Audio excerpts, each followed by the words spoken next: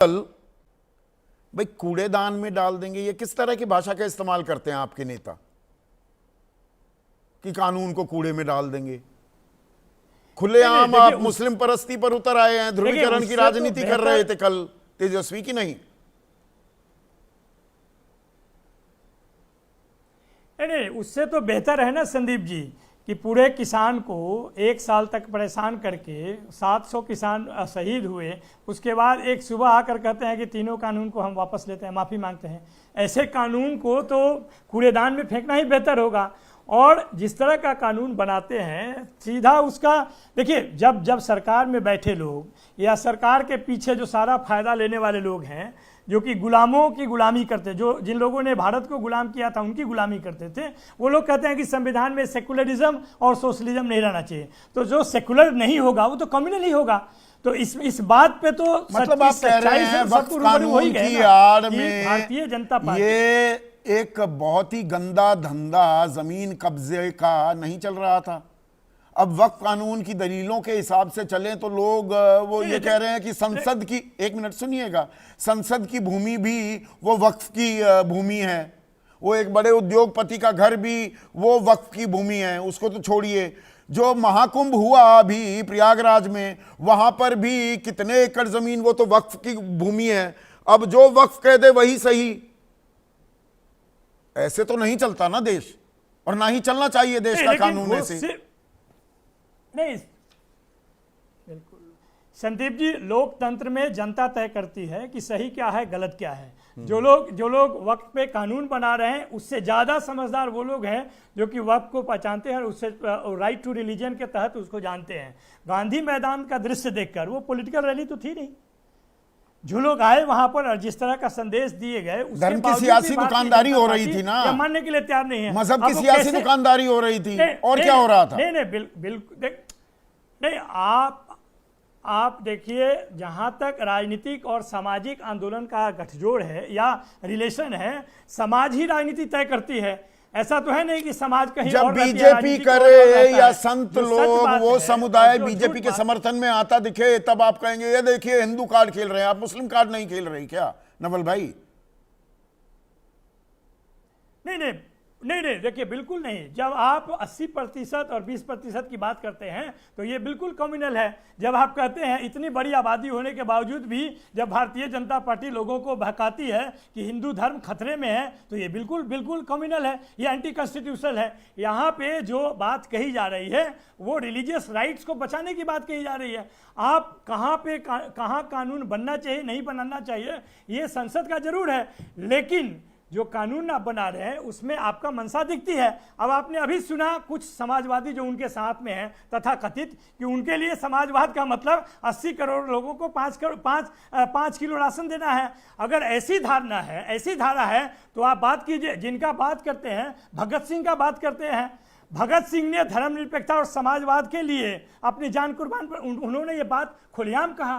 तो जो लोग इस बात को कहते हैं उनके मन में क्या है और बाहर में क्या है, यही दृष्टि बन गई है। मन में क्या है बाहर क्या है? दरअसल संविधान तो, एक मिनट नवल, सुरेंद्र राजपूत, संविधान बहाना है, ये हिंदू मुसलमान कराना है, सांप्रदायिक रंग चढ़ाना है, ये खेल है विशुद्ध राजनीति का, सियासी नफे नुकसान का।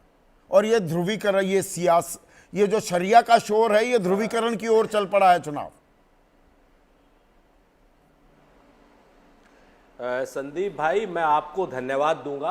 आपने बड़ी 2 शब्दों में सारी बात कह दी। एक बात मैं कह दूं, जो हमारे उपराष्ट्रपति हैं उनको संविधान में अगर समाजवाद और सेकुलरिज्म नासूर लग रहा है तो पाकिस्तान चले जाए। बाकायदा गिरिराज सिंह हैं, उनके यहाँ वीजा मंत्री हैं, वो वीजा भी दिलवा देंगे। और अगर पंडित सुधांशु त्रिवेदी जी जो बड़ी बात कर रहे हैं नमाजवाद की, शरिया की, तो और कह रहे हैं कि साहब ये तो शरिया लागू कर देंगे, तो क्या 2014 से पहले शरिया लागू था? क्या उसी शरिया पर नरेंद्र मोदी जी ने शपथ ली है या संविधान पर शपथ ली है? ये नरेंद्र मोदी जी अगर बता देंगे तो बेहतर है। अगर शरिया पे उन्होंने शपथ ली है तो हमें कोई आपत्ति नहीं। आपने बहुत ही महीन राजनीतिक वार किया। एक सेकंड सुरेंद्र राजपूत, आपकी तारीफ भी करूंगा, पर वो अब दर्शकों को थोड़ा जो आपने शब्दों का इस्तेमाल किया, ये महीन राजनीतिक वार जो किया है पंडित सुधांशु त्रिवेदी। वही दरअसल खेल, इस खेल में एक और पहलू, जी सर। वो जाति की लड़ाई, जो आप जाति की लड़ाई पर लाना चाहते हैं और बीजेपी से धर्म की लड़ाई में तब्दील कर रही है। खेल ये हो रहा है ना, ये दो समानांतर धाराएं चल रही है ना। चलिए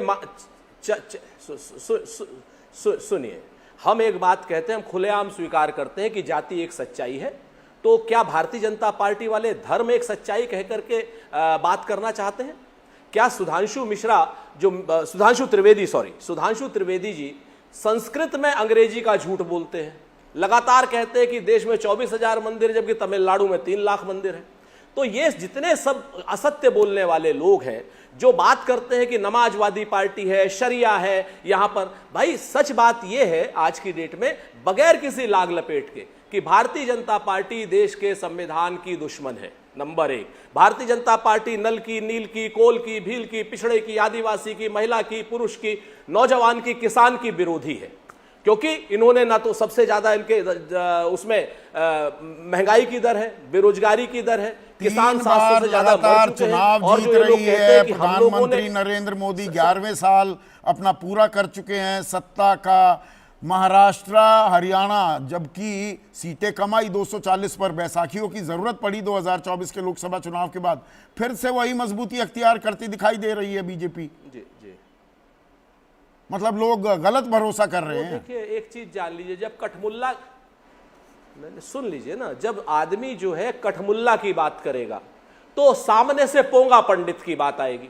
जब कठमुल्ला और पोंगा पंडित पर राजनीति के विमर्श चलेगा और संदीप भाई को छोड़ करके 48 न्यूज चैनल कठमुल्ला और पोंगा पंडित पे चलेंगे, तो देश का जो हालत होगा, देश की जो मुख्य समस्या है, उसका तो भगवान मालिक है।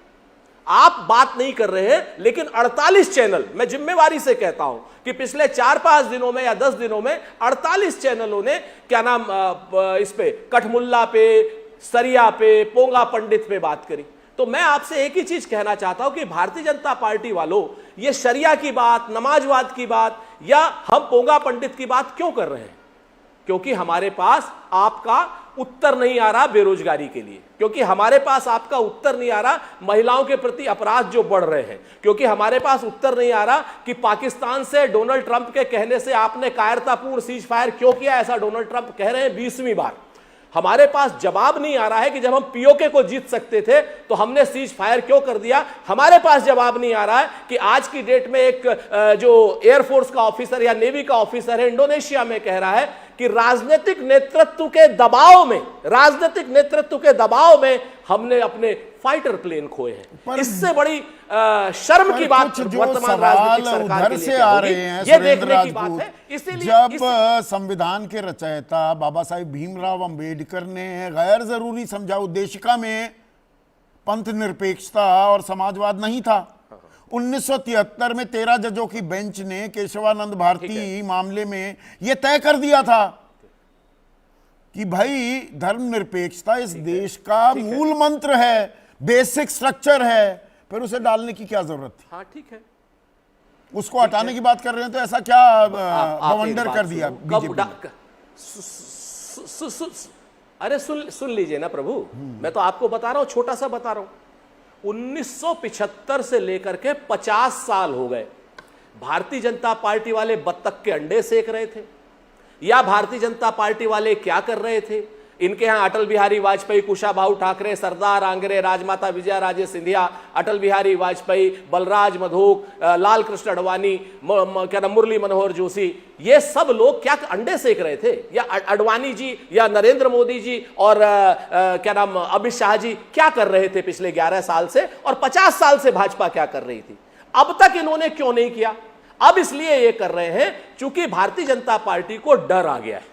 भारतीय जनता पार्टी को डर आ गया है कि जाति जनगणना होगी और जाति जनगणना के बाद लोगों को संसाधनों पर हक मिलेगा, और इसीलिए यहां हिंदू मुसलमान करो, इसीलिए कठमुल्ला और पोंगा पंडित करो, इसीलिए